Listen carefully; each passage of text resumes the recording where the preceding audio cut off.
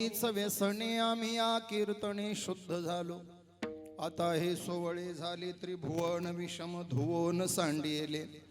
ब्रह्मपुरी वास करणे अखंड न देखिजे तोंड विटाळाचे. आता हे सोवळे झाले त्रिभुवन विषम धुवोन सांडिले. तुका म्हणे आम्हा एकांताचा वास ब्रह्मी ब्रह्मरस सेऊ सदा. आता हे सोवळे झाले त्रिभुवन विषम धुवोन सांडिले. विठाला विठाला विठाला विठाला विठाला विठाला विठाला विठाला. सर्व मंगल मांगल्ये शिवे सर्वार्थ साधिके शरण्ये त्र्यंबके गौरी नारायणी नमोस्तुते. यदक्षरमनाख्येयम् आनन्दं मज केवलं श्रीमान् निवृत्तिनाथेति ख्यातं दैवतमाश्रये. नमो सद्गुरु तुकया ज्ञानदीपा. नमो सद्गुरु सच्चिदानंद रूपा. नमो सद्गुरु भक्त कल्याण मूर्ती. नमो सद्गुरु भास्करा पूर्ण कीर्ती. नमो ज्ञानेश्वरा नमो ज्ञानेश्वरा निवृत्ती उदारा सोपान देवा. मुक्ताबाई नमो त्रिभुवनी पावनी आद्यत्रयजनी देवाची हे आता हृदय हे आपुले. चौफाळून आभले वरी बैसव पाऊले. श्री गुरूंची प्राप्तस्थळी प्राप्त प्रसंगी सेवेकरिता निवडलेला अभंग विश्ववंद्य महाराष्ट्र भूषण देहू निवासी श्रीमंत श्री जगद्गुरु तुकोबारा यांचा 4 चरणाचा निर्याणपर प्रकरणामध्ये संसाराचा आणि परमार्थाचा आपल्याला आलेला अनुभव जगापुढे मांडणारा अभंग आहे. विठाला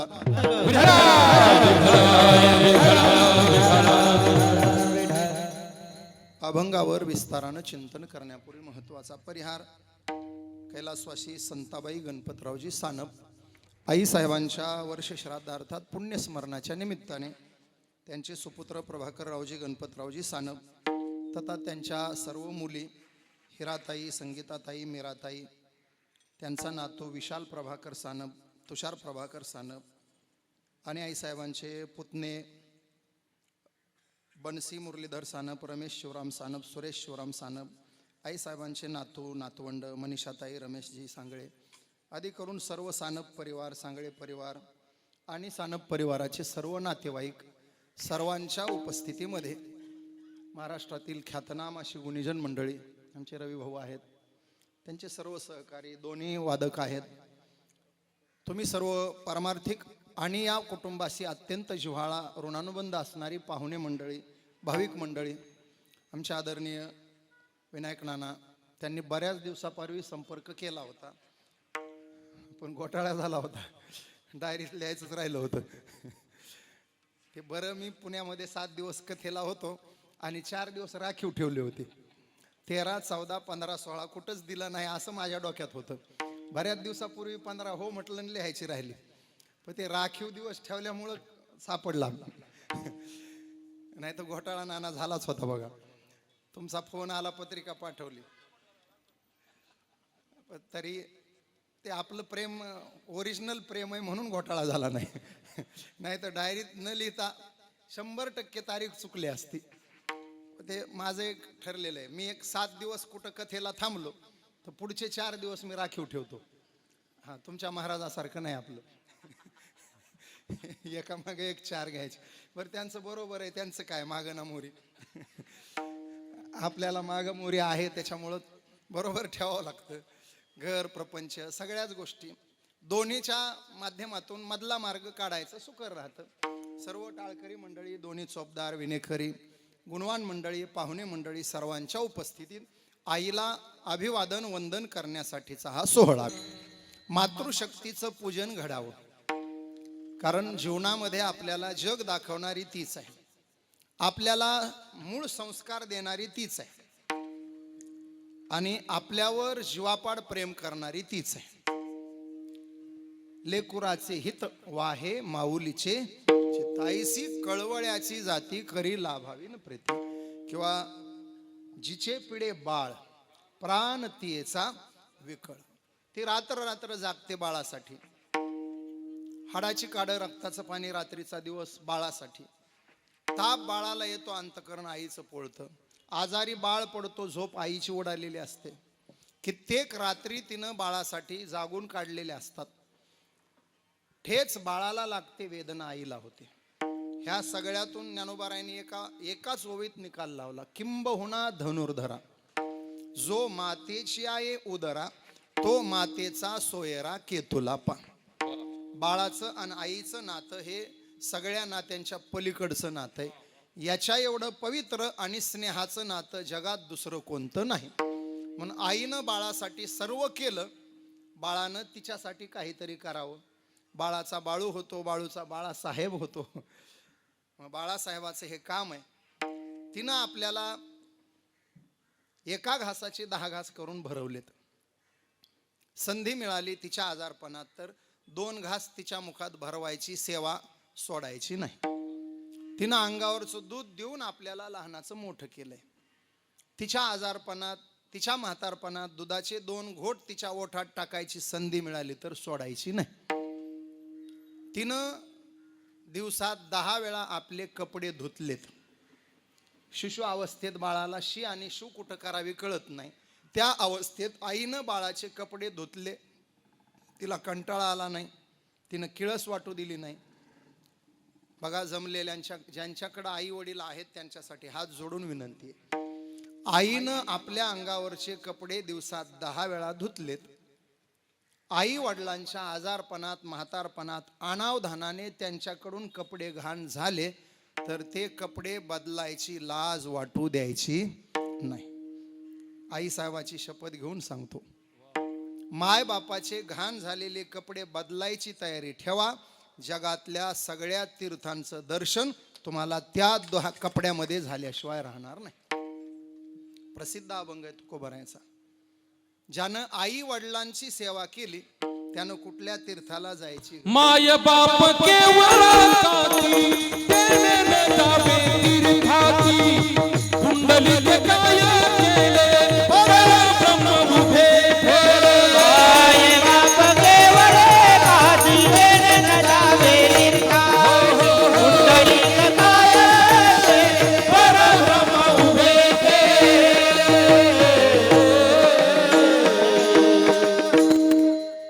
तुकोबारायण माऊली असं वाटतं ज्ञानेश्वरीन गाथा एकमेकाला विचारूनच लिहिला का काय. ज्ञानोबारायाची सकळ तीर्थांची धुरे जी एका माता आणि तुकोबारायचं माय बापे केवळ काशी तेने न जावे. तुका म्हणे माय बापे अवघी देवाचीच रूपे. अशा खूप ओव्या आहेत. मी भाऊ असा अभ्यासच काढलाय नवीन म्हणजे जुनाच आहे, पण मी माझ्या पद्धतीनं करतोय. ज्ञानोबारायाची ओवी आणि तुकोबारायाचा अभंग असे मला आतापर्यंत 700 सापडलेत. बरोबर इकडं ओवीचा अर्थ लावायचा आणि इकडं अभंगाचा अर्थ लावायचा. आता ज्ञानोबारायाचंच घ्या, ओवी आणि हरिपाठ घ्या. ना तरी जाणीवेच्या आयनी, करिता दधी कडसनी, नवनीत जैसे निर्वाणी हाता आले. हरिपाठात या मंथोनी नवनीता. ओवी आणि अभंग. ज्ञानोबारायाचं तैसे विचारिता निरसले, प्रपंचू सहजे सांडवले, मग तत्वता तत्व उरले ज्ञानी असे. सत्य तू सत्य तू सत्य तू सत्य तू विठ्ठला. कागा हा दाविला जगदाकार, रज्जू सर्पाकार भासी येले जगडंब.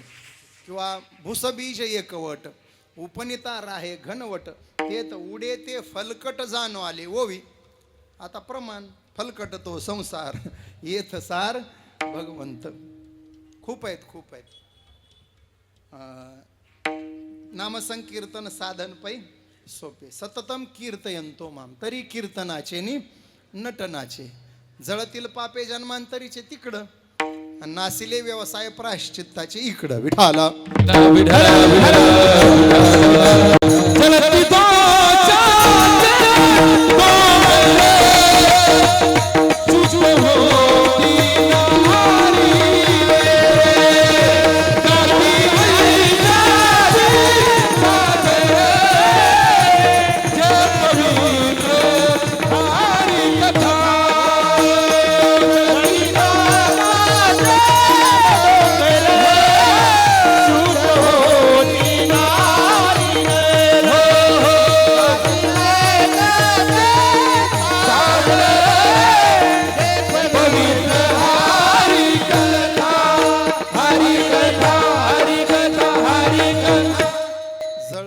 दोषांचे डोंगर. इकडं तीर्थे म्हणती काय खावे, दोष ओखदासी नाही.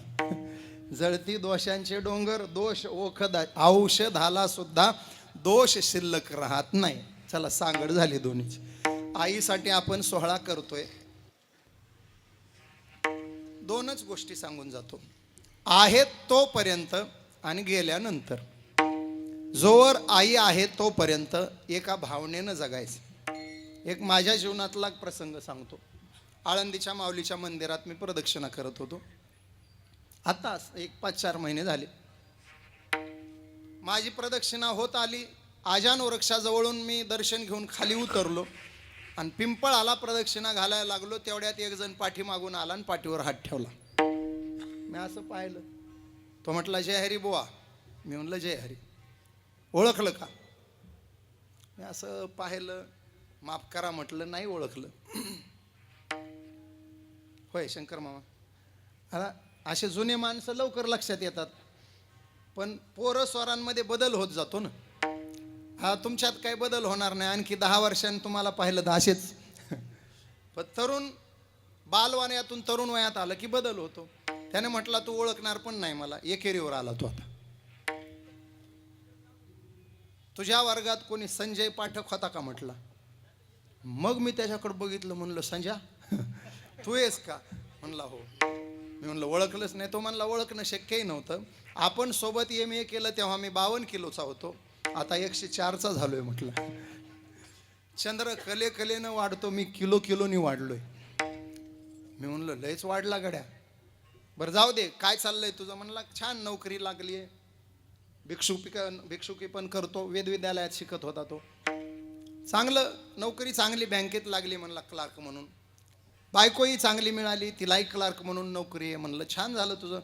कुठं राहतो? म्हणलं पुण्यातच घर घेतलं. ये कधी आलास तर मला म्हणे. मला म्हटलं तुझं कसं आहे? नुसता टीव्हीवरच दिसतोय. मी म्हणलं टीव्हीवरही दिसतोय, समाजातही फिरतो. बरं जाऊ दे, तुझा भाऊ? म्हणलं हेडमास्तर आहे. वा वा वा चांगलं आहे. म्हणला तो हेडमास्तर आहे, तू महाराज आहे. आई वडील? मी म्हणलं वडील वारले रे, तुला नाही 7ला आजारी वडील पडले म्हणून तर गावाकडे गेलो होतो म्हटलं. बरं आई? म्हटलं आहे. तो भेटला तेव्हा होती आई, आता तीही वारली. त्यानं म्हटलं मग तुम्ही दोघं भाऊ एकत्र राहता का वेगळं? आता हा एक प्रश्न एक सर्रास विचारला जातो. मी म्हणलं राहतो एकत्रच. भाऊ चांगला आहे. मी असा बोंबलत हिंडतो तरी मला सांभाळतोय. म्हणलं तो चांगला आहे. बरं वा छान. मग तुम्ही दोघं एकत्र राहता, मग का रे दोघं जण आईला सांभाळता का तुम्ही? मी इथं उत्तर वेगळं दिलं. मी म्हणलं नाही सांभाळत.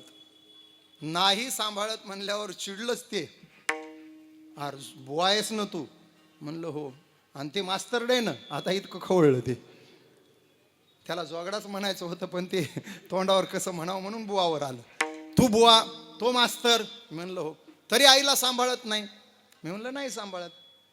छे तुझा नंबर घेण्याची इच्छा होती म्हणला. अधूनमधून तुझ्याशी संपर्कात राहावं वाटलं होतं, पण अशा फालतू माणसाला न बोललेलं बरं. आणि निघाला माझ्यापासून. मी हाताला धरलं. आता मित्रच होता माझा तो. हाताला धरला. अरे थांब संजय म्हणलं, लईच गडबड करतो गड्यात. पुढचं ऐक तर. काय ऐकायचं आणि काय बोलायचं? म्हटलं तुझ्यासारख्याला नाही बोललेलं बरं. मी म्हणलं अरे पुढचं ऐक आणि मग ठरव काय करायचं. काय ठरवायचं? मी म्हणलं ऐक तर. आम्ही दोघं भाऊ आमच्या आईला सांभाळत नाही. त्याचं कारण अजून सुद्धा आमची आई आम्हा दोघांना सांभाळते. जे त्याचे डोळे भरून आले महाराज, गळ्यालाच पडला. हे लवकर सांगू नये का म्हणला. मी म्हणलं तू नीट ऐकू नये का? त्यातला विनोदाचा भाग जाऊ द्या. पण वास्तव, जोवर आपण घरी आहो, आई जिवंत आहे, तोपर्यंत आई मला सांभाळते या भावनेनं राहायचं. आणि जोपर्यंत वडील जिवंत आहेत तोपर्यंत आम्ही सगळे भावंड वडिलांच्या घरात राहतो ह्या भावनेनं जगायचं. माझा बाप माझ्या घरी राहतो म्हणायचं नाही. मी तर सरळ सांगतो महाराज, बापाला घरात ठेवण्या इतके मोठे होऊ नका आणि आईला सांभाळण्या एवढं मोठे पण तुम्हाला देवानं देऊच नाही. आईनं तुम्हाला सांभाळावं आणि तुम्ही बापाच्या घरात राहावं एवढंच मोठे पण देवानं तुम्हाला द्यावं. आहेत तवर मन जपायचे महाराज. छोट्या छोट्या गोष्टी असतात. बायकोसाठी 5,000ची साडी घेतात लोक. आता कालच घेऊन झाली असेल बऱ्याच जणांची, बऱ्याच जणांची नाही, सगळ्यांचीच घेऊन झाली. नाही घेतली तर जगू देतील का त्या? घ्या, 5,000ची घ्या. आपलीच पत्नी आहे, चांगली दिसली पाहिजे 4 चौघामध्ये. फक्त बायकोला 5,000ची साडी घेताना आईसाठी 1,000चं लुगडं घ्यायला विसरायचं नाही. पोरांना 10,000चे कपडे घेताना बापाचा 800 रुपयाचा धोतर जोडा विसरायचा नाही. छोट्या छोट्या गोष्टी आहेत तोवर. आणि त्यांच्या मृत्यू पश्चात 5 गोष्टी आहेत. अग्निसंस्कार पोरांनी करावेत, मुलं असतील मुली असतील, पिंडदान करावं, 13वा करावा, मासिक श्राद्ध करावं, आणि आज होतंय ते वर्ष श्राद्ध करावं. विठाला उत्तीर्ण चरण धरुणी व्हा, उत्तीर्ण चरण धरुणी व्हा. उत्तीर्ण चरण धरुणी भावे, उत्तीर्ण चरण धरुणी भावे.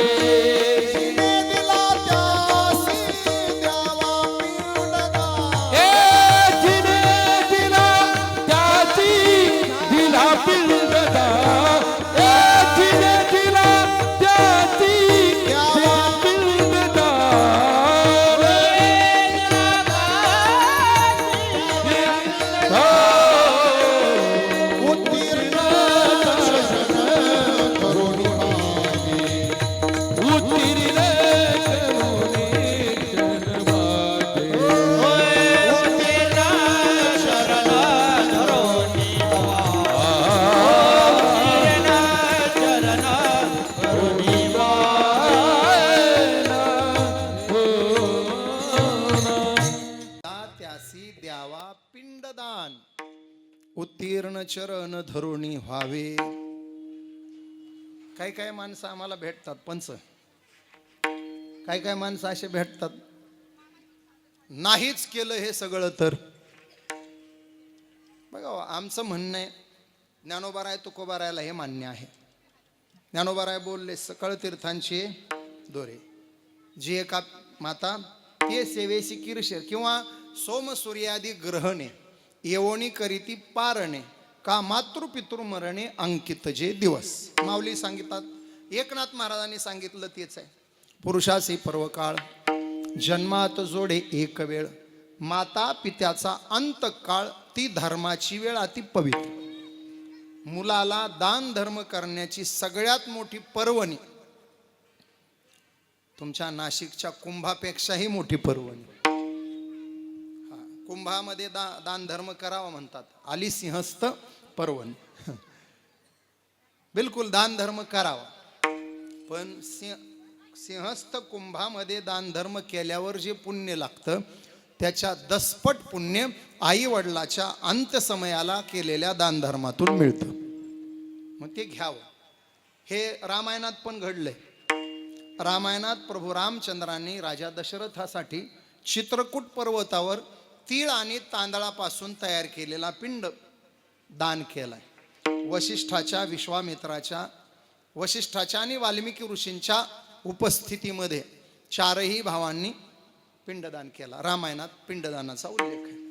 महाभारतात या कौरव पांडवाच्या युद्धानंतर 100 कौरव आणि 5 पांडवासह कर्णाचा पिंडदान करण्याची सूचना भगवंतानं धर्मराजाला केली आहे, आणि ते केलं सगळं. कर्णाचा पिंडदान करायचा तेव्हा धर्म थबकला, देवा याचा पिंडदान आम्ही का करावा. त्यावेळेला कर्णाच्या जन्माचं रहस्य उलगडलंय. भगवान म्हटले, तो तुझा थोरला भाऊ आहे, तो राधे नसून तो ज्येष्ठ कोणते आहे, तुझ्या आईला विचार. आणि त्यावेळेला कुंतीनं सांगितलं, होय धर्मा, तो माझाच ज्येष्ठ सुपुत्र आहे, सूर्य मंत्रापासून मला झालेला पहिला मुलगा. त्यावेळेला धर्मराज खवळले. आई, तू जर योग्य वेळेला हे जन्म रहस्य उलगडलं असतं तर आज 5 भाऊ आम्ही त्याच्या सेवेत राहिलो असतो. हस्तिनापूरचा राजा त्याला केला असता आणि आम्ही 5 जणांनी त्याची सेवा केली असती. तू मनात लपवून ठेवलं म्हणून आमचा एक भाऊ आज आमच्या हातानं मारल्या गेलाय. त्या दिवशी धर्मराजानं स्त्री जातीला शाप दिला बघा. आजपासून स्त्रीच्या मनामध्ये कोणतीही गोष्ट जास्त काळ टिकून राहणार नाही. मला वाटतं तेव्हापासून यांचं सुरू झालंय. तुला म्हणून सांगते. कितीही गुह्य गोष्ट असली ना पुरुष मंडळी, बायकोला सांगायची नाही. आणि सांगितली तर कोणाला सांगू नको म्हणायचं नाही. तुम्ही जर कोणाला सांगू नको म्हटला तर अर्ध्या नांदूरमध्ये शिमगा झाला म्हणून समजा. तो गुरु महामंत्र आहे त्यांचा, तुला म्हणून सांगते. हे पिंडदान धर्मराजानं केलंय. म्हणजे रामाला पिंडदान मान्य आहे, कृष्णाला पिंडदान मान्य आहे, ज्ञानोबारायांना पिंडदान मान्य आहे, नाथ बाबांना पिंडदान मान्य आहे. छत्रपती शिवाजी महाराजांचा इतिहास वाचा. जिजाऊ मासाहेबांच्या आणि शहाजी राजांच्या मृत्यू पश्चात दोघांसाठी सुद्धा पिंडदान विधी राजांनी केला. पाचाडला जिजाऊंची समाधी बांधली आणि त्या समाधीची सेवा करणाऱ्याच्या पगाराची व्यवस्था महाराजांनी करून ठेवली. म्हणजे हे पिंडदान रामकृष्णाला मान्य आहे, ज्ञानोबाराय एकनाथ महाराज शिवरायांना मान्य आहे. जगद्गुरु तुकोबारायांनी तर छातीवर हात ठेवून सांगितलंय, आम्ही स्वतः हे सगळं करून बसलोय. पिंड पदावरी हो, पिंड पदावरी हो, पिंड पदावरी हो, पिंड पदावरी दिला पुनिया करी आ, दिला पुनिया करी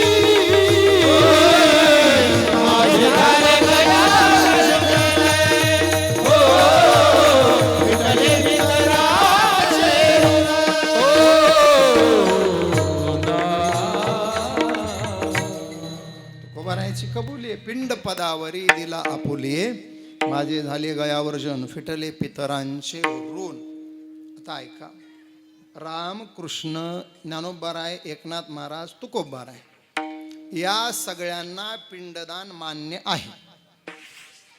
आता ह्या 5 जणांपेक्षा ज्यांना अक्कल जास्त आहे त्यांनी नाही केलं तरी चालणार आहे. आणि ज्यांना वाटतं आपल्या ह्यांच्यापेक्षा जास्त आपल्याला कळत नाही त्यांनी काही डोकं लावायचं नाही. त्यांनी केलं म्हणून आपण करायचं. यद्यदाचरती श्रेष्ठ तत्तत् देवेतरो जन. येथ वडील जे जे करीती तया नाव शहाण्या लोकांनी केलं म्हणून आपण करायचं. तुम्हाला उदाहरण सांगतो. डॉक्टर श्रीराम लागू नावाचे एक सिने अभिनेते होऊन गेले, उत्कृष्ट अभिनेते. आणि माझ्यापेक्षा ते तुम्हाला जास्त लवकर आठवतील. ज्यांनी ज्यांनी पिंजरा बघितलाय त्यांना मास्तर आठवले असतील. मग तेच ते, पण ते नास्तिक होते, देव न मानणारे होते. ते अंधश्रद्धा निर्मूलन समितीचं त्यांच्याकडं पद होतं. त्यांनी अंधश्रद्धा निर्मूलन समितीत काम केलं. शेवटपर्यंत देव मानला नाही. 2 अभिनेत्यांनी देव मानला नाही.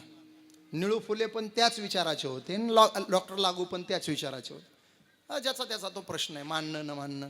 मग आमचं म्हणणं आहे, तुम्ही मानला तरी तो आहे, नाही मानला तरी आहे. आता सूर्याचं अस्तित्व डुडुळांनी नाही मानलं म्हणजे काय सूर्याचं अस्तित्व नाही का? गुरुवारी पांडुरंग बाबा वैद्य फार गोड सांगायचे. एकदा सभा भरली म्हणले त्या डुडुळांची. त्यांना दिवसा दिसत नाही ते पक्षी, काय म्हणायचं? हा अजून दुसरं हा काय म्हणले? हा दुसरं वाघोळ झालं. दुसरं नाव घेऊ नये बरं का त्याचं. कोणाचं नाव घेऊ नये? शाबास. असं वैद्य बाबा पण असंच म्हणायचे बरं का. त्या पक्षाचं नाव घेऊ नये. कोणता पक्षी म्हणा? कोणाचं नाव घेऊ नये? लोक म्हणायचे घोबडाचं. बाबा मी पण घेतला आता. अहो जाऊ द्या, कीर्तनात काय अडचण आहे. त्याला दिवसा दिसत नाही. ज्ञानेश्वरीत ओवी आहे, दिवसा फुटती डोळे डुडुळाची. घोबडांची मीटिंग भरली आणि त्यातला एक घुबड म्हटला, जगामध्ये सूर्य नावाची वस्तू आहे असं लोक म्हणतात, मी अजून पाहिला नाही, तुमचं काय मत आहे? दुसरा म्हणला, माझं तुमच्या विचाराला अनुमोदन आहे, तुम्ही पाहिला नाही, मीही पाहिला नाही. मग आपण काय मान्य करायचं, यातून ठराव काय पास करायचा? सगळ्या घोबडांनी ठराव पास केला, ज्या अर्थी आपण कोणीही सूर्य पाहिला नाही त्या अर्थी जगामध्ये सूर्य, असा ठराव पास केला. कोणी? बोला की. घोबडांनी पास केला. आता मी विचारतो, असे किती घोबडं एकत्र झाल्यावर सूर्याचं अस्तित्व नाकारलं जाणार आहे? अरे घोबडांनी मानला तरी सूर्य आहे आणि घोबडांनी नाही मानला तरी सूर्य आहे. तसं बऱ्याच लोकांना देव मान्य नाही. आपण देवाला थोडा वेळ सूर्य म्हणू आणि देव न मानणाऱ्यांना किती घोबडांनी म्हटलं देव नाही म्हणजे त्याचं अस्तित्व नाही असणार आहे. लागू होते बाबा, त्या पॅनलचे होते. त्यांचं पंढरपुरात एक भाषण होतं. भाषणाचा मुद्दा होता, या जगात देव आहे की नाही. भाषण कुठं आहे? पंढरपुरात. विषय काय? जगात देव आहे की नाही. आणि लागूंनी भाषण केलं, देव नाही या बाजूने. 1 तास देव नाही. कसा नाही? आता नास्तिक दर्शनकार आहे, त्या शास्त्राचा अभ्यास केला, तुम्हाला नास्तिक दर्शनकार भेटला ना महाराज, तुम्हाला 1 तासात तो देव नाही पर्यंत घेऊन जातो. कुठलाही शास्त्रकार, त्याची ताकद आहे ती, त्याच्या ताकदीनं तो त्याचं मत मांडतोच. लागूंनी 1 तास भाषण केलं, देव नाही या बाजूनं. कार्यक्रम संपला. सूर्याचं सांगत होतो तुमचा उदय झाला.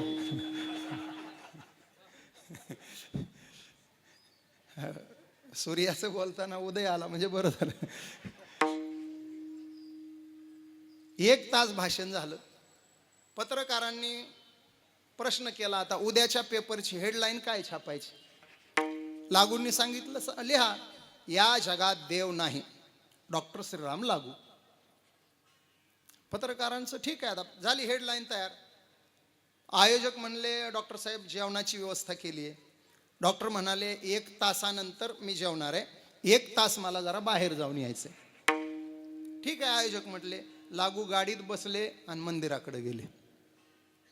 गाडी पार्क केली, नामदेव पायरीपासून मंदिरात गेले, रांगेत उभा राहून पांडुरंगाकडे गेले, दर्शन घेतलं पांडुरंगाचं, रुक्मिणी आईचं, पश्चिम द्वारातून बाहेर आले.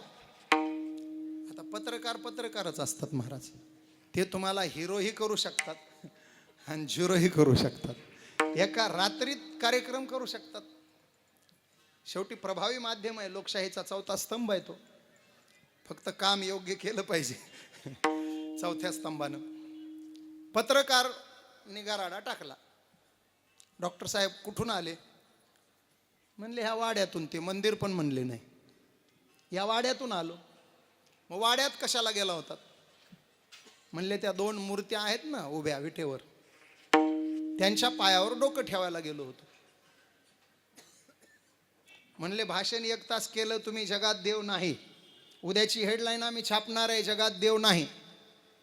आणि तुम्ही दर्शन देवाचं घेऊन आलाय. ते म्हटले नाही, जगात देव नाही या मुद्द्यावर मी अजूनही ठामच आहे.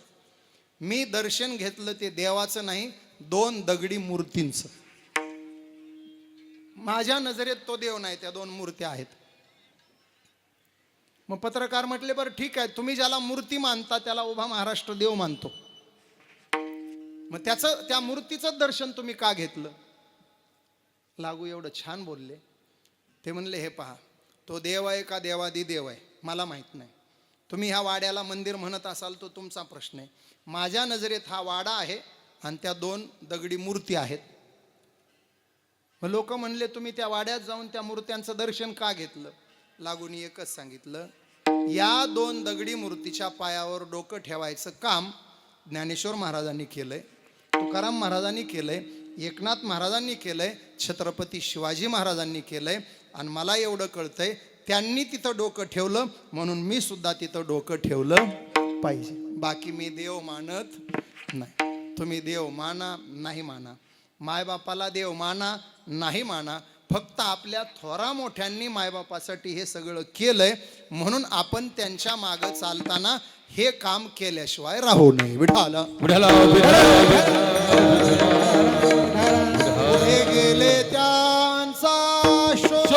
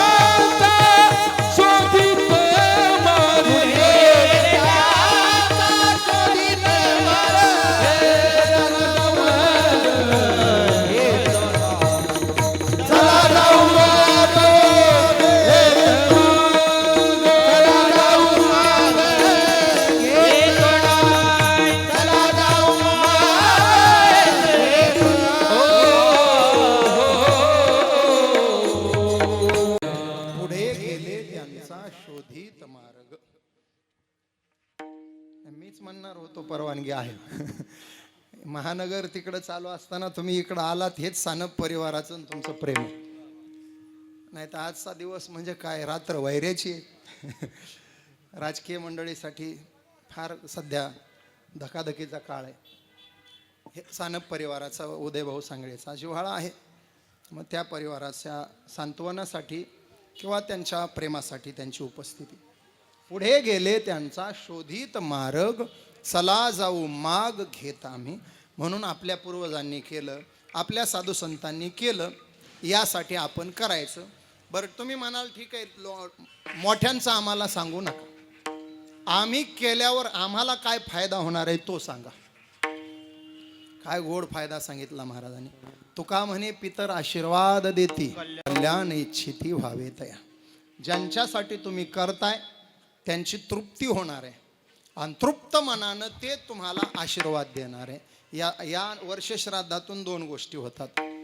आईचं वर्षश्राद्ध होताना 42 पिढ्यातले पितर संतुष्ट होतात, म्हणजे पितरांची संतुष्टी होणार आहे.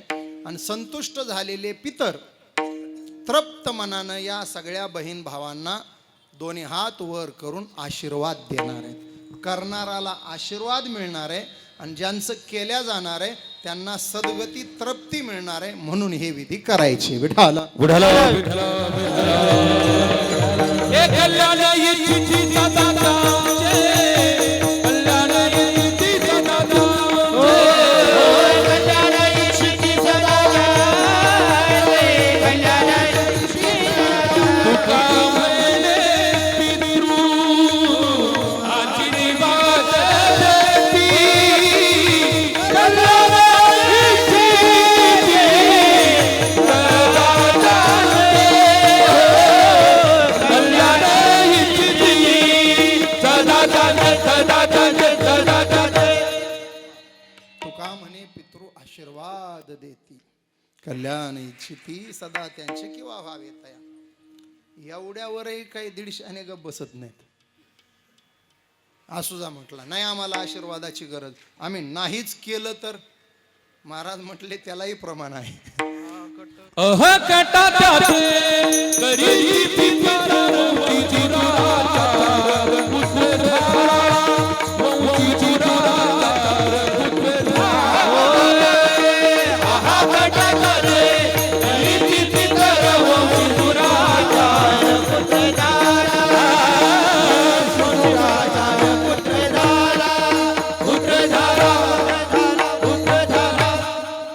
हा कटा त्यांचे करीती पितर वंशी दुराचारी पुत्र झाला. मग दुराचारी म्हणून घेण्यापेक्षा सदाचारी म्हणून घेता यावं यासाठी हे विधी करायचे असतात. वर्षश्राद्ध आहे म्हणून एक प्रासंगिक आई आणि विधी का करायचे याच्याबद्दल बोललो. अभंगाचा भाव आपल्याला बघायचा आहे. मोठी माणसं जगाचा निरोप जेव्हा घेतात तेव्हा जगाच्या झोळीत काहीतरी चांगलं टाकून जातात. ज्या वेळेला रावण मरत होता रणभूमीत, रामानं लक्ष्मणाला सांगितलं जा रावणाचं दर्शन घे आणि रावणाला विचार आम्ही जीवांनी काय करावं. लक्ष्मण थोडा हट्टी होता, गेला पण रावणाच्या पायाकडून नाही उभा राहिला, डोक्याकडून उभा राहिला. रावण जमिनीवर पडलाय, लक्ष्मण डोक्याकडून गेला. प्रणाम रावण महाराज, दादानं तुमच्याकडं पाठवलंय. रावण हसला, म्हटलं दादा डोक्याकडून उभा राहा म्हणालाय का पायाकडून उभा राहा म्हणालाय. लक्ष्मण वरमला, पायाकडे आला, हात जोडले. अरे ज्या अर्थी तुला दादानी माझ्याकडे पाठवलंय त्या अर्थी जिवंत आहे तोवर वैर, शत्रू धारातीर्थी पडला वैर संपलं. मड्यासोबत काय भांडण ठेवायचंय. ज्या अर्थी तुझ्या दादानं तुला माझ्याकडे पाठवलंय त्या अर्थी माझ्याकडे काहीतरी असेल ना. महाराज रावण दशग्रंथी होता बरं, पण कधी कधी एक विचार स्पर्श करून जातो महाराज. एक कोळी असून रामायण लिहितोय आणि दुसरा ब्राह्मण असून देवाची बायको पळवून नेतोय. रावण ब्राह्मण होता. एक डाकू असताना रामायण लिहिण्याचं काम करतोय, आणि दुसरा दशग्रंथी विद्वान असताना देवाची बायको पळवून नेण्याचं काम करतोय. बरेच लोक म्हणतात रावण विद्वान होता, रावण विद्वान होता. पण मी उलटा विचार करतो, विद्वान सुद्धा रावण असू शकतो. रावण विद्वान असतो ह्याच्यावर लक्ष केंद्रित करू नका. विद्वान सुद्धा रावण असू शकतो हे ध्यानात घ्या. नुसत्या विद्वत्तेची पूजा करू नका, विद्वत्तेबरोबर गुणवत्ता असेल का नाही ती तपासा. बऱ्याच वेळेला आमचे 2 तास तुम्ही कौतुकानं ऐकता आणि 2 तासावरच आमचं मूल्यमापन करता. पण कधीतरी आमच्या 2 तासाबरोबर आमचे 22 तास सुद्धा तुम्ही बघितले पाहिजे. आमच्या 2 तासासारखे जर 22 तास असतील तर मग तुम्ही लोटांगण घालायला अडचण नाही. पण आमचे 2 तास बोलण्याचे वेगळे असतील आणि 22 तास वागण्याचे वेगळे असतील तर तुम्ही आमच्या जवळून जाताना सुद्धा विचार केला पाहिजे. 2 तास पोपट सुद्धा गोड बोलल शिकवल्यावर. हा बोलतो पोपट, आमच्या ढोक महाराजांचा तर फार बोलतो. यात काय संशय, यात काय संशय. असे शिकवलेले पोपट यात काय संशय गोड बोलतील. पण त्या बोलण्याला अर्थ नाही, बोलण्याबरोबर वागण्याला अर्थ आहे. बोले तैसा चाले त्याची वंदावी. रावण विद्वान होता. चला काही घ्यायचंय रामाला आणि लक्ष्मणाला काय शिकवायचं. रावण म्हटला लक्ष्मणा तुलाच नाही, इथून पुढे येणार मनुष्य म्हणून जन्माला येणाऱ्या प्रत्येक जीवाला माझं एक सांगणं आहे. जीवानं काहीही करावं पण प्रतिज्ञा करण्याच्या भानगडीत पडू नये. कारण जीवाच्या प्रतिज्ञा सफल होतीलच याची शाश्वती देता येत नाही. सगळ्यात मोठा सत्तावान मी आहे रावण म्हणतोय. माझ्याकडे शारीरिक बळ आहे, सांपत्तिक बळ आहे, कौटुंबिक बळ आहे, सत्तेचं बळ आहे, भक्तीचं बळ आहे. पण तरीही मला माझ्या 3 प्रतिज्ञा साकार करता आल्या नाही. मी म्हणालो होतो खारा समुद्र गोड करल, सुवर्णाला सुगंध आणेल आणि स्वर्गाला शिडी किंवा पायरी बसवल. मला रावणाला हे शक्य झालं नाही. तिथं जीवांनी असाध्य प्रतिज्ञा करायच्या भानगडीत पडायचं नाही. जीवानं 2च गोष्टी करायच्या. आले भागाते करीतो तुझे नाम उच्चारितो. प्रपंचात वाट्याला आलेलं काम करायचं आणि अट्टाहासानं परमार्थ साजरा करायचा. विढाला जगाचा निरोप घेताना रावणाचे उद्गार आहेत. दुसरं घ्या, महाभारतातलं मोठं पात्र पितामह भीष्म बाणाच्या अंथरुणावर आहेत. कधी कधी मनाला विचार स्पर्श करून जातो. जीवनभर परमार्थ करणारा व्यक्ती असताना मरताना बाणाची शय्या का मिळाली? मग उत्तर सापडलं मला मामा. 2 पात्र तुमच्या डोळ्यापुढे आणतो. एक रामायणातलं आणि एक महाभारतातलं. एकाच्या समोर स्त्रीचं अपहरण होतंय आणि दुसऱ्याच्या समोर स्त्रीचं वस्त्रहरण होतंय. रामायणामध्ये जटायूच्या समोर सीतेचं अपहरण आहे आणि महाभारतामध्ये पितामहांच्या समोर द्रौपदीचं वस्त्रहरण आहे. दोन्ही ठिकाणी अबला नारी आहे, दोन्ही ठिकाणी ती नारी संकटात आहे. पण फरक बघा दोघांच्या वागण्यातला. एक पशु असताना स्त्रीच्या रक्षणासाठी धावलाय आणि दुसरा 1 नंबरचा धनुर्धारी असताना खाली मान घालून बसलाय. परिणाम समोर आहेत. स्त्रीच्या रक्षणासाठी धावला म्हणून मरताना प्रभू रामचंद्राची मांडी डोकं ठेवायला मिळाली आहे आणि स्त्रीचं वस्त्रहरण होताना खाली मान घालून बसले म्हणून मरताना बाणाच्या अंथरुणावर पडून राहावं लागलंय पितामह भीष्मांना. विठाला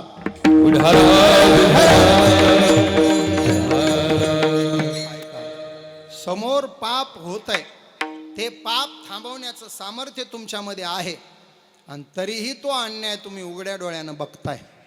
तर शास्त्र म्हणतं अन्याय करणारा जेवढा दोषी आहे, सामर्थ्य असताना त्या अन्यायाचा प्रतिकार न करणारा सुद्धा तेवढाच दोषी आहे. दोघासी पत सारी खेची, दोघाची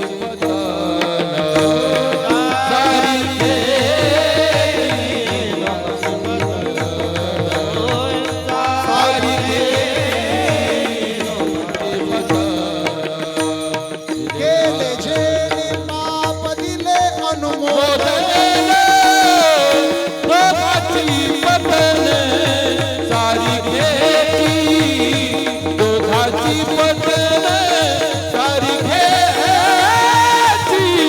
दोघांची पटन सारखेची हिरे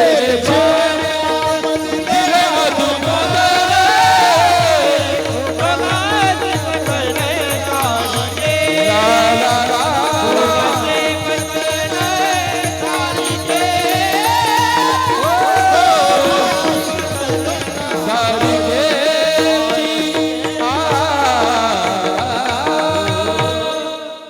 आणि हीच शिकवण धर्मराजाला पितामहांनी दिली. धर्मराजासह जगाला अन्याय कोणावर करायचा नाही, शरण आलेल्याला मारायचं नाही, आणि समोर अन्याय होत असेल तर उघड्या डोळ्यानं पाहायचा नाही.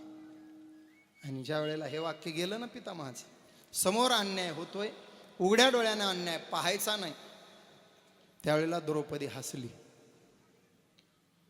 त्या काळामध्ये सोपं नाही महाराज.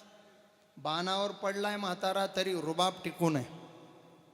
आणि जुना काळ होता, घरच्या करत्या माणसांच्या समोर घरातल्या स्त्रिया येत नसायच्या. आल्या तर त्या डोक्यावरचा पदर ढळू देत नसायच्या, आणि कारण नसताना विनाकारण हसत नसायच्या. शास्त्र आहे महाराज, विनाकारण हसतो त्याला शहाणं म्हणत नाहीत. विनोद झाला, हसला, हे शहाण्याचं लक्षण आहे. हसण्यासारखी घटना घडली, हसला, हे शहाण्याचं लक्षण आहे. पण समोर घटना वेदनादायक घडतीये तरी हा हसतोय, मूर्खाचं लक्षण आहे. ते 5 मूर्ख सांगितले. खादन्न गच्छामी हसन्न जल्पे गतम न सोचामी कृतज्ञ म्हणणे. खात खात बोलतोय, किंवा बोलता बोलता खातोय, किंवा खात खात चालतोय, आणि चालता चालता खातोय. मूर्ख. चालत चालत खायचं नाही. आता उभं राहून खायचं आलंय, काही दिवसांनी चालता चालता खायचं येईलच. मूर्खाचं लक्षण आहे हे. खादन्न हसन्न जल्पे. हसत हसत बोलायचं आणि बोलत बोलत हसायचं. ठीक आहे, विनोद निर्मितीसाठी तेवढं ठीक आहे, पण काहीच नाही तरी मूर्ख. खादन्न गच्छामी हसन गतम न सोचामी. गेलेल्याविषयी शोक करायचा नाही, जाणाऱ्याविषयी शोक करायचा नाही, आणि कोणी करत असेल तर मूर्ख. आणि 5वा मूर्ख लय गोड सांगितलाय. दोघं बोलत असताना, संबंध नसताना तिसऱ्यानं जर मध्ये नाक खुपसिलं तर त्या तिसऱ्याला गॅरंटेड महामूर्ख म्हणायचं. दोघात तिसऱ्यानं नाक खुपसायचं नाही, आणि खुपसलं तर ते मूर्खाचं लक्षण. आता द्रौपदीनं 2 प्रकारचा मूर्खपणा केला. संवाद चाललाय धर्मराजाचा आणि पितामहाचा, आणि हिनं हसली, पहिलं लक्षण. दुसरं, संवाद गंभीर विषयावर चाललाय तरी द्रौपदी हसली, दुसरं लक्षण. असं रागाच्या भरात पितामहांनी पाहिलं, डोळे आरक्त झाले, कपाटाला आठ्या पडल्या. तशा अवस्थेतही अशा मुठी रागानं वळल्या. 10 तोट करा करा खाल्ले पितामहांनी. द्रौपदी. हसायला काय झालं? द्रौपदीच्या चूक लक्षात आली. आपली सासू कधी यांच्या पुढे हसली नाही, आपण तो धाडस केलं. सरकन पदर सावरला द्रौपदी. काही नाही पितामह. सहज हसले. द्रौपदी, मला वेड समजलीये का तुला वेड लागलंय? विनोद झाला नसताना हसतो त्याला वेड म्हणतात. मी विनोद केला नाही तरी तू हसली, एकतर तुला वेड लागलं म्हणावं, नाही तर मग तू मला बावळट समजायला का हसली? मग मात्र द्रौपदी खवळली. डोळे भरून आले द्रौपदीचे, ओठ सुकले, हात जोडल्या गेले. हो पितामह, हसले मी. आणि हसण्याचं कारण आहे, तुम्ही आता काय बोलला? समोर अन्याय होत असताना अन्याय उघड्या डोळ्यानं पाहायचा नाही. पितामह, तुम्ही बोलताय अन्याय होताना उघड्या डोळ्यानं पाहू नये म्हणणारे पितामह, ज्या दिवशी माझ्या केसाला धरून मला दरबारात फरफटत आणल्या गेलं, त्यावेळेला हे तुमचं तत्वज्ञान कुठं गेलं होतं? तुमच्या अंगात सामर्थ्य होतं, तुमच्या मनगटात बळ होतं, आणि तुमच्या शब्दाला किंमत होती. तुम्ही जर सभेत उठून उभे राहिला असता आणि म्हणाला असता, खबरदार दुःशासन, खबरदार दुर्योधन, काय हिम्मत झाली असती त्यांची माझ्या वस्त्राला हात घालायची. भर सभेत माझ्या केसाला धरून फरफटत आणलंय, भर सभेत माझ्या वस्त्राला हात घातल्या गेला. तो प्रसंग डोळ्यापुढे आणा महाराज. आहेत गुरुजी तर एक प्रमाण आपण त्यांच्याकडून घेऊ. द्रौपदी आठवण देते, पितामह माझा सखा, माझा काना, माझा श्रीहरी जर नसता तर आज तुमच्या द्रौपदीच्या आबरूची लखतर हस्तिनापूरच्या वेशीवर लटकताना दिसली असती. द्रौपदीनं विनवणी केली, दुःशासन माझ्या वस्त्राला हात लावू नको, मी एक वस्त्र आहे, मी रजस्वला आहे. ऐकलं नाही. भर सभेत कर्दळीसारखी मांडी दुर्योधनानं उघडी करून दाखवली. द्रौपदीनं 5 पांडवाकडे पाहिलं, पितामह तुमच्याकडे सुद्धा पाहिलं. ज्या वेळेला कोणीच मदतीला येत नाही तेव्हा द्रौपदीनं दोन्ही हात फैलावले. कोठे गुंते राशी द्वारकेच्या राया, कोठे गुंते राशी द्वारकेच्या राया, वेणकाच्या केया लाविला, वेणकाच्या केया लाविये.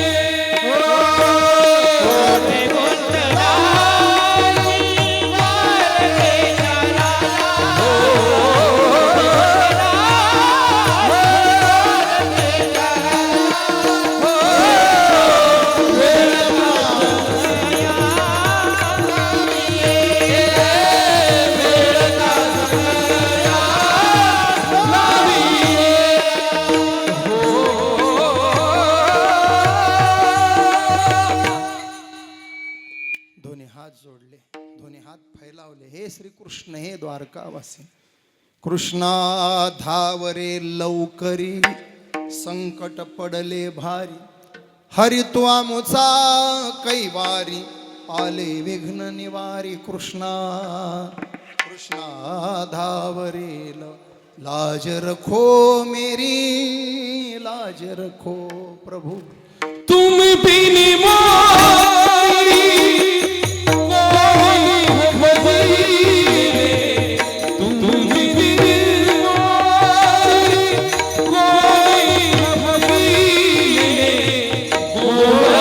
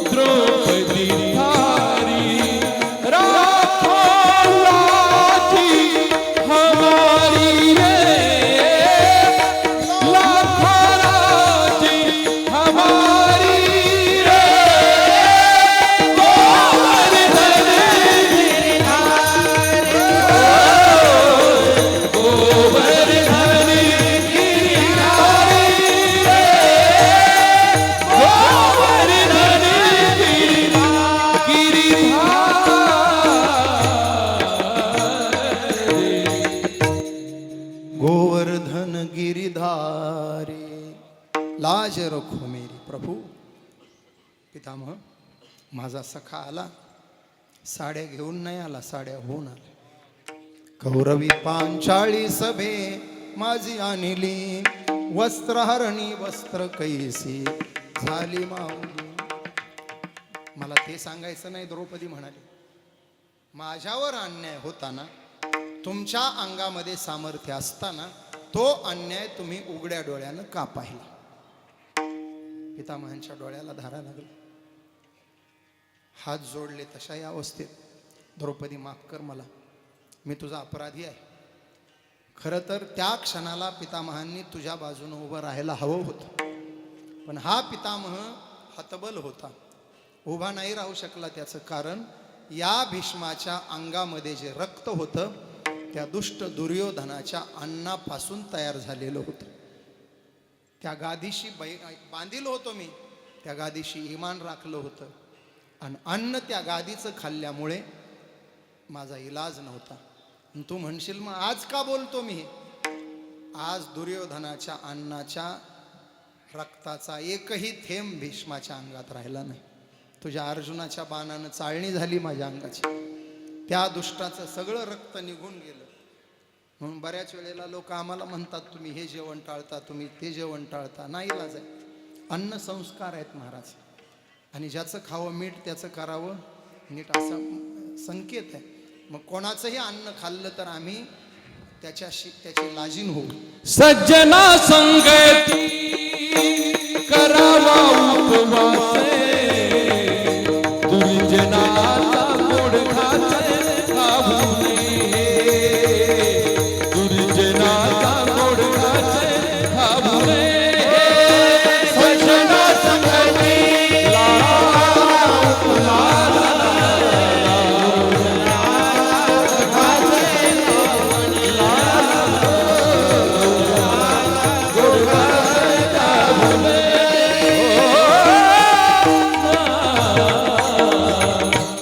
सज्जनाच्या संगतीत उपास घडला तरी चालेल. आहार शुद्ध सत्व शुद्धी ही दुर्जनाचं अन्न घेऊ नये. पितामहांच्या ह्या गोष्टीतून दोन शिकायच्या गोष्टी. आहाराची शुद्धी ठेवायची. गुरुवर्य संदीपान महाराज फार गोड भाव मांडतात. आपण जगाच्या पाठीवर कुठेही गेलो तरी आहार बदलायचा नाही, विहार बदलायचा नाही आणि विचार बदलायचा नाही. युक्त आहार निमयुक्तियाची सार नसावी पाचर, निद्रा बहु पाचर.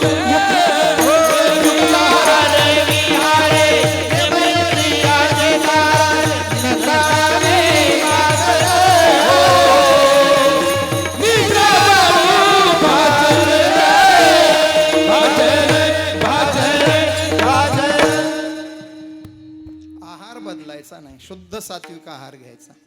विहार राहणीमान बदलायचं नाही. युक्त आहार विहार नेम इंद्रियासी.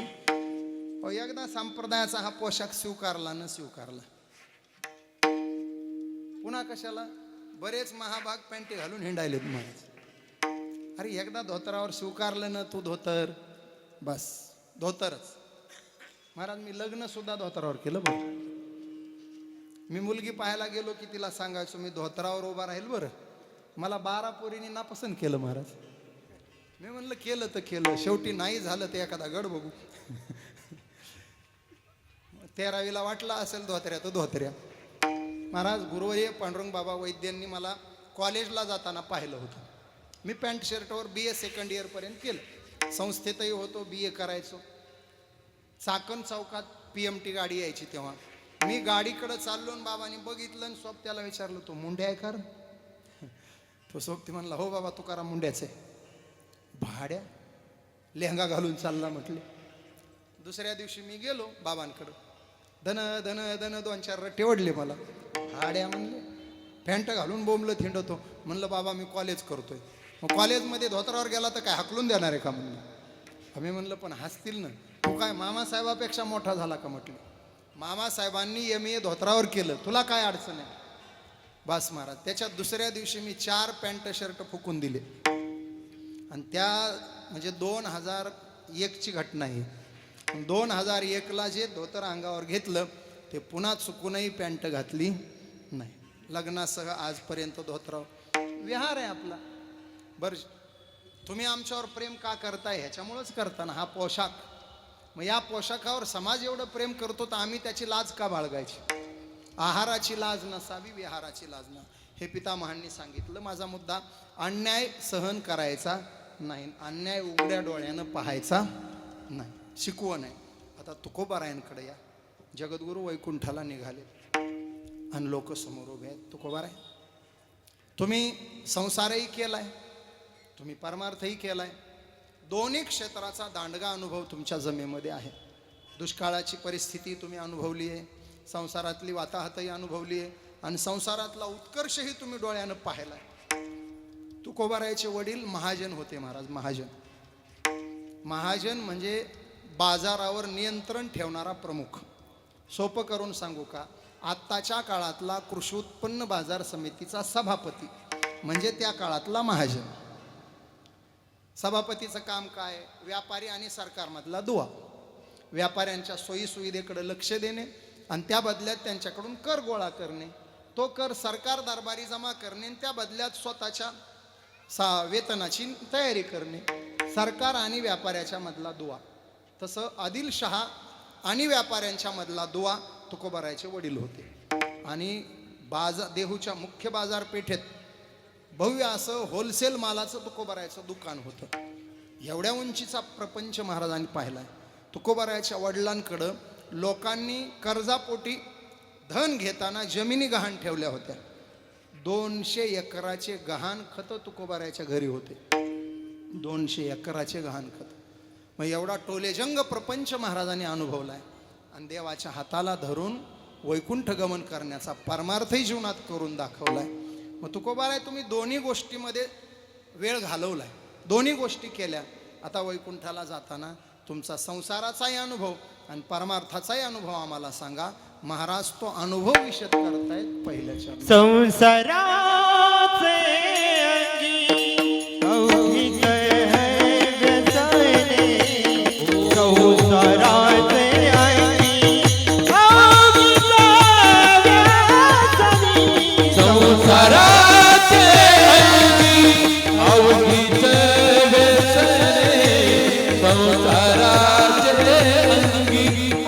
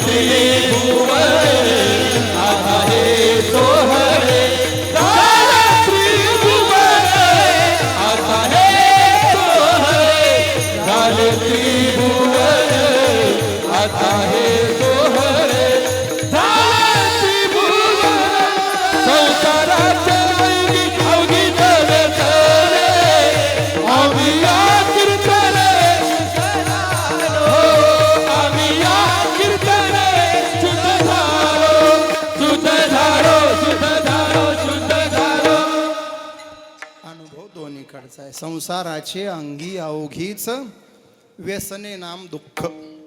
तुमच्या सगळ्याच्या प्रमाण पाठ आहेत आणि तुम्ही नेहमी ऐकता. मला ते किती दुःखाचंही सांगायचं नाही, ठाऊकच आहे. म्हणजे तुम्हाला ठाऊक आहे ते आम्ही कशाला सांगायचं. दुःख बांधवडी आहे, सुखाचा विचार, हा मृत्यू लोकी सुखाची कहाणी. मला संसार किती दुःखाचा आहे सांगायचं नाही, संसारात दुःख कुठे आहे ते सांगायचं आहे. विठाला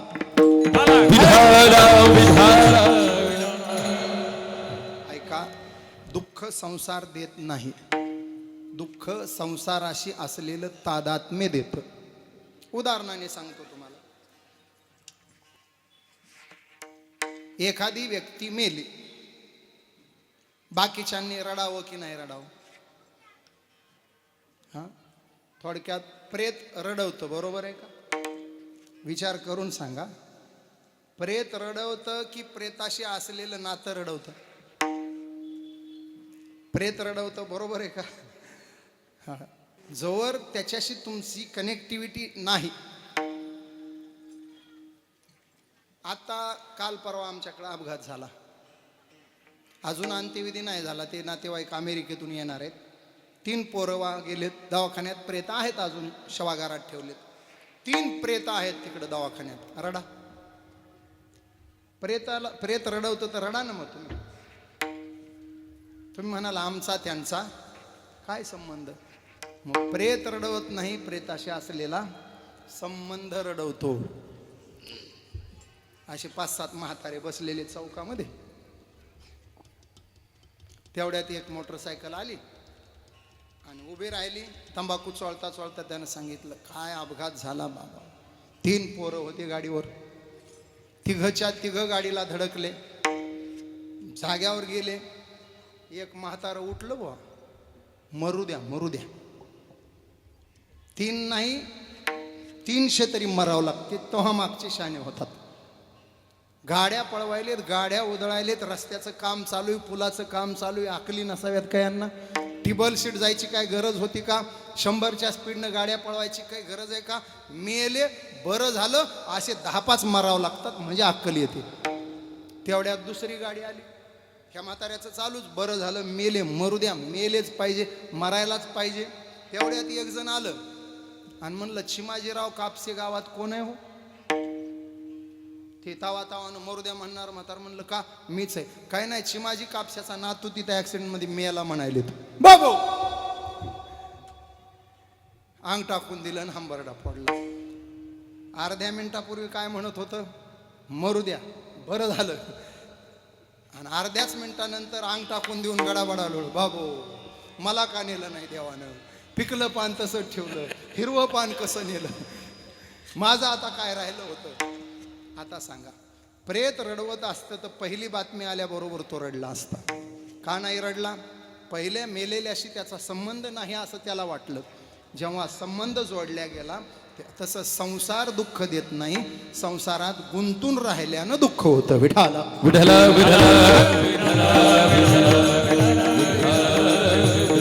संसारी असावे असोनी नसावे, भजन करावे मेळोमेळा, भजन करावे मेळोमेळा. असोनी नसावे, असोनी नसावे, भजन करावे मेळोमेळा. पक्षी अंगणी उतरती, एका गुंतोनी राहती.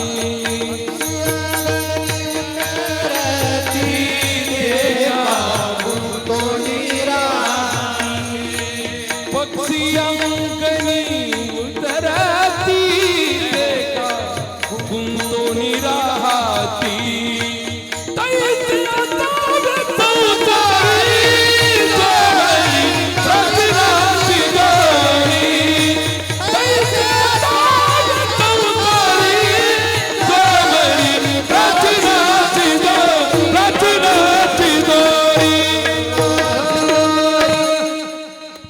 पाखरं येतात महाराज अंगणात, पोटाला लागल तेवढे दाणे वेचून घेतात. दिवस मावळला निघून जातात. त्यांच्याकडे ना थैली ना बॅग. आता हे सांगायचे आम्ही अकाउंट मागतो तो भाग वेगळा. आमच्या धोतरावर जाऊ नका. आमच्या बऱ्याच जणांच्या धोतरालाच गाठी आहेत, बँकेत कोट्यानु कोटी आहेत. धोतराच्या गाठीवर जाऊ नका. धोतराला गाठीन बँकेत कोटी. बघा जमलं तर बघा कुठं गुंतायचं आणि किती गुंतायचं. आपण फार गुंतून राहतो. वाट्याला आलंय ना बिलकुल करायचा. प्रपंच वाट्याला आलाय, उत्तम करून दाखवायचा. मगाशी झालं प्रमाणात, तुझे नाम उच्चारितो आले भागाते करीत. भोगायचं आलंय वाट्याला, करत राहायचं, उत्तम प्रकारचा करायचा, पण त्याच्यात अडकून राहायचं नाही. पुरुषांपेक्षा महिला जरा जास्तीच अडकतात. पहा ते काय नातवंडात लई जीव बघा यांचा. आणि त्यांची भाषा कशी असते, मुलगा म्हणजे दूध आणि नातू म्हणजे दुधावरची.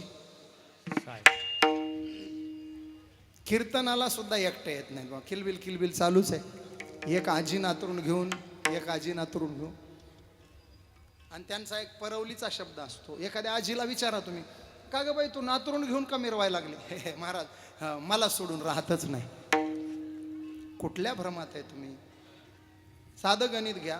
त्या आजी सोबत आलंय, कोणाला सोडून, आईला सोडून आले. एवढं तर डोकं लावा. जिनं 9 महिने पोटात वागवलं, जिचं दूध त्याला प्यायचंय, तिला सोडून ते तुझ्यासोबत आलंय. म्हणजे जन्मदात्रीला सोडलं आणि तुझ्यासोबत आलं, ते तुला सोडायला किती वेळ लागणार आहे? 2 दिवस चॉकलेट द्यायचे बंद कर, दगड घेऊन मागं लागतो म्हातारे म्हणतात. गुंतून राहायचं नाही, त्याने मरताना वेदना होतात.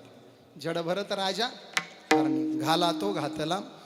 नातवंडात जास्त जीव अडकला तर वासना तिथं राहते, आणि त्या वासनेपोटी त्याच घरामध्ये कुत्रं मांजर गाईचं वासरू बनून जन्माला यावं लागतं. सावध, इकडं म्हाताऱ्याचा जीव जातो आणि तिकडं म्हशीला टोणगा होतो. समजून घ्यायचं ते इकडं अडकलं होतं म्हणून तिकडं जन्माला आले. इकडं म्हातारीचा जीव जातो आणि तिकडं मांजरीला पिलं होतात. समजायचं त्यातली एक आपलीच आजी आहे. नातवंडात अडकली म्हणून तिकडं जन्माला आली, त्या नातवंडाच्या भोवती फेरत राहते. जीव अडकू द्यायचा नाही. संसार यथासांग करायचा, मोकळं प्रेम करायचं, आणि खटकन वस्तीकर वस्ती आला रातकाळी उठून. अरे धर्मशाळेत मुक्काम केला, धर्मशाळा आपली आहे का? सकाळी सोडायची, जातानाच विचार असतो ही सोडायची. एस टीमध्ये बसण्यासाठी किती आटापीट आहे आपला. सिन्नरच्या स्टँडवर उभे राहिलो, गाडी उभी राहिली, रुमाल सीटवर टाकला, आरक्षित केलं सीट रुमाल टाकून. आता तिथून आपलं त्या सीटबद्दल काय भावना झाली? सीट कोणाची? माझी. खरं सांगा, ती तुमची का महामंडळाची? सीट माझी, सीट माझी. त्याच्यावर कोणी शेंगदाण्याचे टरफले टाकले तर चालतात का? 2 टरफले पडले तर भांडायला तयार. एखाद्यानं गुटखा खाऊन पुडी टाकली तर मारायला तयार. माझ्या सीटवर पुडी टाकली, माझ्या सीटवर पुडी टाकली. भाकरीचा तुकडा पडला, उचलतो, माझ्या सीटवर टाकला. गाडी पंढरपूरला पोहोचली. तुम्ही हातात बॅग घेऊन स्टँडवर उतरलात आणि एका खोडील माणसानं तुमच्या सीटवर पिशवी भरून टरफलं टाकले, आणि कंडक्टर तुम्हाला येऊन म्हणला, हो तुमच्या सीटवर टरफलं टाकले त्यानं. तुम्ही काय म्हणाल? 2 टोपले टाक म्हणा, मला काय करायचंय? ती सीट कोणाची आहे? महामंडळाची आहे, आपली आहे का? मग ती उतरताना जसं आपण बिलकुल त्या सीटबद्दल अनासक्त आहोत,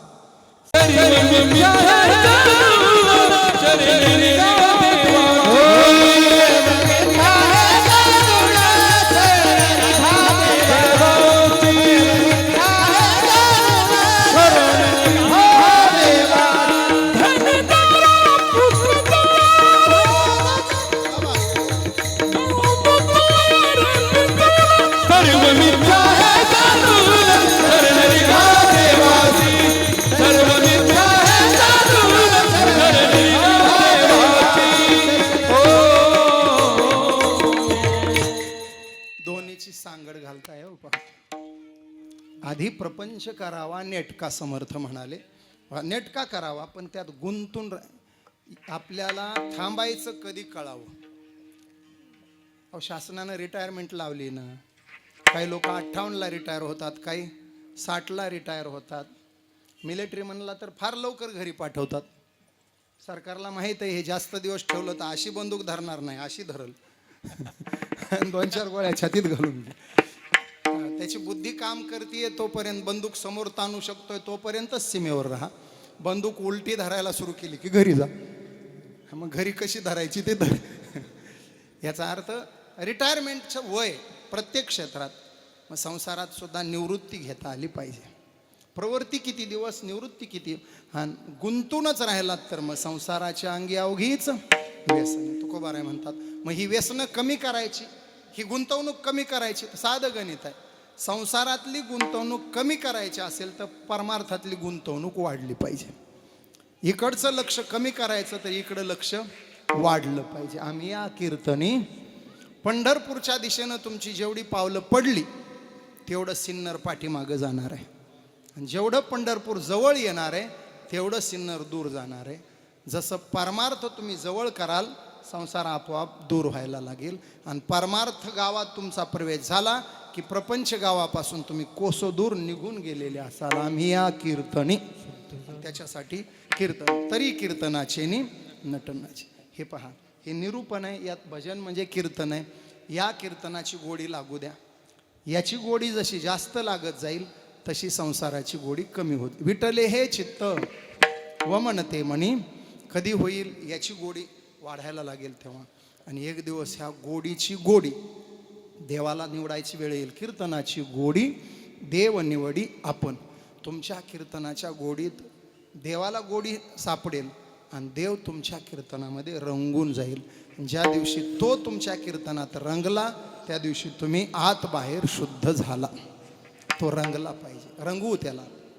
नामदेव कीर्तन करी, नामदेव कीर्तन करी, पुढे देवनाचे पांडुरंग, पुढे देवनाचे पांडुरंग. नामदेव कीर्तन करी, नामदेव कीर्तन करी, नामदेव कीर्तन करी, पुढे देवनाचे पांडुरंग, पुढे देवनाचे पांडुरंग. नामदेव कीर्तन आजनी मने ज्ञान देवा बोला मंग, भंग बोलता रंग कीर्तनी भरला, प्रेमाचे ने चंद्र विठ्ठल नाचू लागला. सदा नाचता नाचता देवाचा गळला पितांबर, देवाचा गळला पितांबर, हे देवाचा गळला पितांबर, देवाचा गळला गळला गळला पितांबर.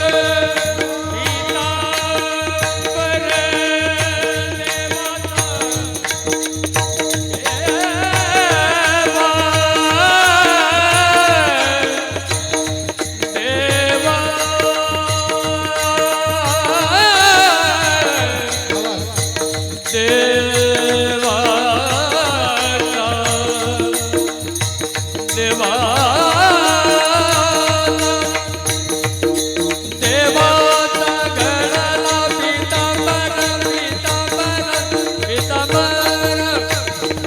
नाचता नाचता देवाचा गळला पितांबर.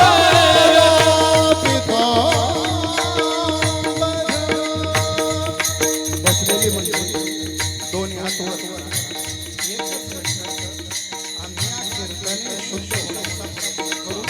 या भावाला आईला श्रद्धांजली, भावांजली अर्पण करू आणि सेवा करू.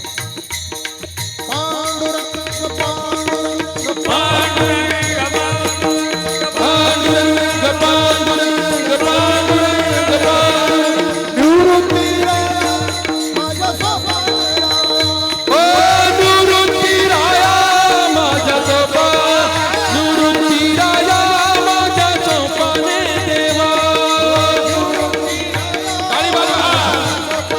निवृत्ती राया, निवृत्ती राया, सोपान मुक्ताबाई ज्ञान चक्रिया माझ्या.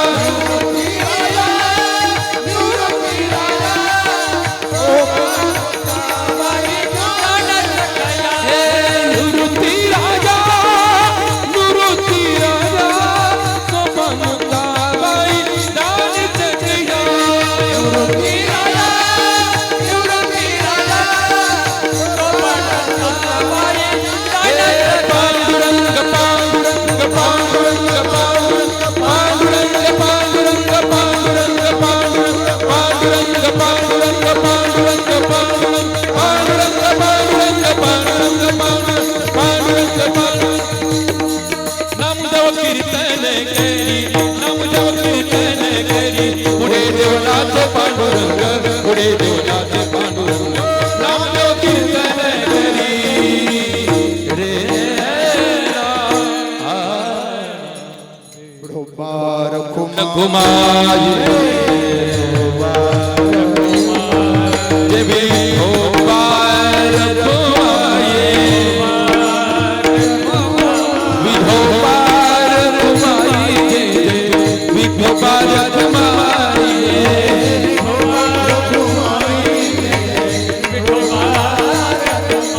विधोबार कुमारी,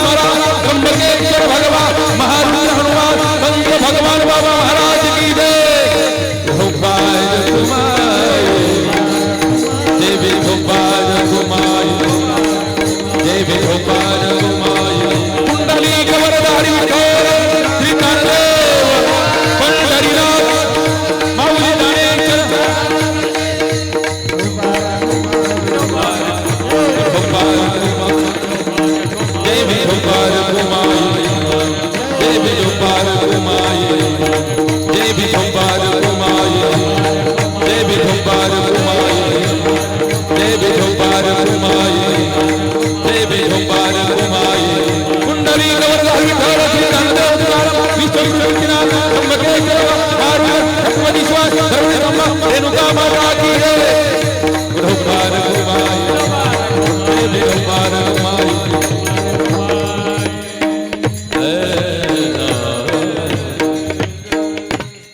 संसाराची अंगव्यसने आम्ही कीर्तने शुद्ध झालो.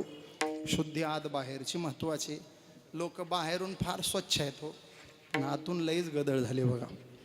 एरवी तरी पंडुसुता अंतर शुद्ध नसता बाहेरी कर्मे तत्वता तो विटंबुगा. नुसता गण लावला माळा घातल्या म्हणजे आपण शुद्ध झालो असं नाही. विचारांचं पावित्र्य कोण्याही जीवाचा न घडो मत्सर भूता परस्परे पडो. हे जगणं जेव्हा आपण करू तेव्हा आत बाहेर शुद्ध होऊ. आईसाहेबांचं वर्षश्राद्ध, सगळा सानप परिवार, सानप परिवाराचे सर्व नातेवाईक, आईसाहेबाचा मुलगा, त्यांच्या मुली, हे सगळे बहीण भाऊ आज आईसाठी हा उत्तम असा सोहळा त्यांनी घडवून आणला. खूप मंडळी आहेत, सापडगाववरून आमचे सगळे मंडळी आहेत. मग बरेच सगळ्याच जवळजवळ सांगळे साहेब मुंबईवरनं आता शाल घेऊन, आंधळे साहेब आमचे तिकडं गावाकडे सेवा केली साहेबाच्या. सगळीच मंडळी आहे. नानांनी बऱ्याच दिवसापासून हा दिवस सांगून ठेवला होता आणि त्या अनुषंगानं वेळेत आलो. वेळेत कीर्तन सेवा पार पडत असताना आमचे रविदास महाराज, दोन्ही वादक आणि सगळी गुणवान मंडळी, सर्वांचं उत्तम सहकार्य लाभलं. सगळ्यात गोड असं सहकार्य साऊंड सिस्टीमवाल्याचं, अतिशय सुंदर. गोपाळ सेठ, तुम्ही शेळके परिवार, सगळ्याचं नियोजन म्हणल्यावर काय बघायचं. अतिशय सुंदर नियोजन